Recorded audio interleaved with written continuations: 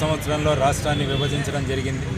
ఇప్పుడు 2024వ సంవత్సరంలో ఉంటాయి, అంటే 10 సంవత్సరాలు పూర్తయింది.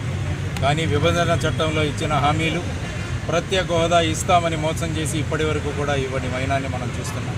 అందువల్ల ఈ 10 సంవత్సరాలు ఈ జూన్తో మళ్ళా రావాలంటే ఆ చట్టాన్ని మళ్ళా మార్చుకోవాలి.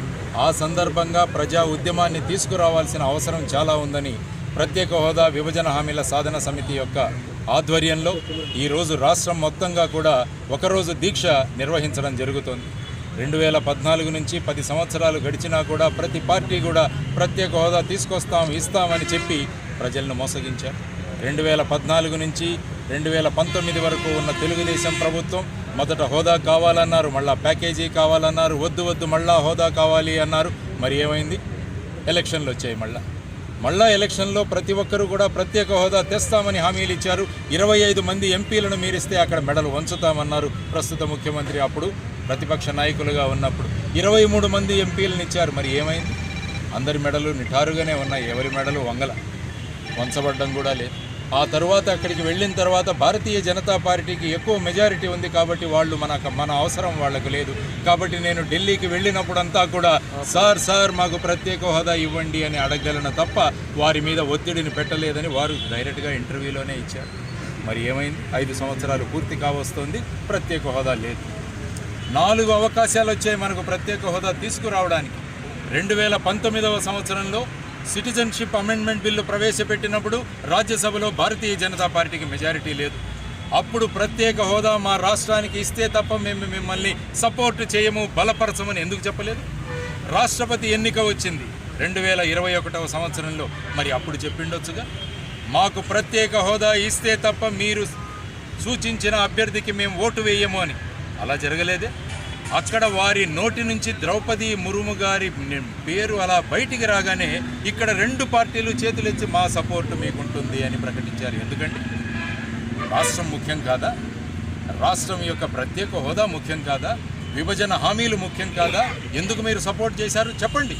ఒక వేదిక మీదకి రండి, అడుగుదాం ఈ ప్రశ్నలన్నీ ప్రజల తరపున. తరువాత ఉపరాష్ట్రపతి ఎన్నిక వచ్చింది, అప్పుడు కూడా ఇదే.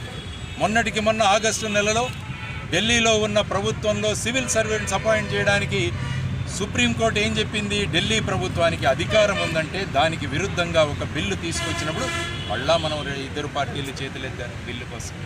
4 సార్లు అపూర్వమైన అవకాశాన్ని పోగొట్టుకొని మళ్ళా ఇప్పుడు ఎలక్షన్లు వస్తున్నాయని ఏమంటున్నారు? ప్రత్యేక హోదా తీసుకొస్తామని అన్ని పార్టీలు మాట్లాడుతున్నారు. వాళ్ళు ఇచ్చే సమాధానం ఏంటో తెలుసా? 14వ ఫైనాన్స్ కమిషన్ ప్రత్యేక హోదా ఇవ్వాల్సిన పని లేదు, ఇవ్వలేము అని చెప్పారని ఒక కుంటి సాగు చెబుతున్నారు. అది కేంద్ర ప్రభుత్వం చెబితే వీళ్ళిద్దరూ కూడా తలలూపుతున్నారు. 2001 15వ finance commission chairman NK Singh గారు తన పుస్తకంలో రాశారు, పోర్ట్రేట్స్ ఆఫ్ పవర్లో, ఇప్పటికీ కావాలనుకుంటే కేంద్ర ప్రభుత్వం ప్రత్యేక హోదా ఇవ్వగలదు అని ఆయన రాశారు. ఎవరు రాసింది? నేను రాయలేదు, మీరు రాయలేదు, ఫైనాన్స్ కమిషన్ చైర్మనే రాశారు. మరి ఏమైంది మన ప్రభుత్వాలకి? అడగండి. ఈ అడగడం కోసం విద్యార్థులలో, పౌరులలో చైతన్యం తీసుకురావడానికి మళ్ళా ఒకసారి ఈ విధంగా ముందుకొచ్చింది ప్రత్యేక హోదా విభజన హామీల సాధన సమితి. అందువల్ల ప్రజలందరూ కూడా వినండి, ఒక్కసారి ఆలోచించండి. ఎందుకు మనకు ప్రత్యేక హోదా రాలేదు? ప్రత్యేక హోదా వస్తే ఏమయ్యేది? ప్రత్యేక హోదా వస్తే మనకు ఎక్సైజ్ డ్యూటీ ఉండేది కాదు, కార్పొరేట్ ట్యాక్స్ ఉండేది కాదు, ఇన్కమ్ ట్యాక్స్ ఉండేది కాదు. కేంద్ర ప్రభుత్వ పాలసీల్లో మనం కేవలం 10% ఇస్తే చాలు 90% కేంద్రం ఇచ్చేది.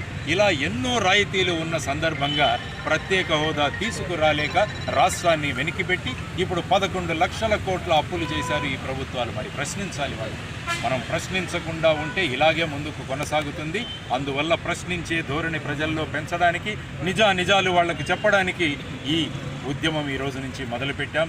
ఇది ఇంకా ఉధృతమవుతుంది. ఎన్నికల లోపలే మనం అందరం కలిసి ప్రత్యేక హోదా తెచ్చుకోగలగాలి. జల్లికట్టు ఏ విధంగా తెచ్చుకున్నారు,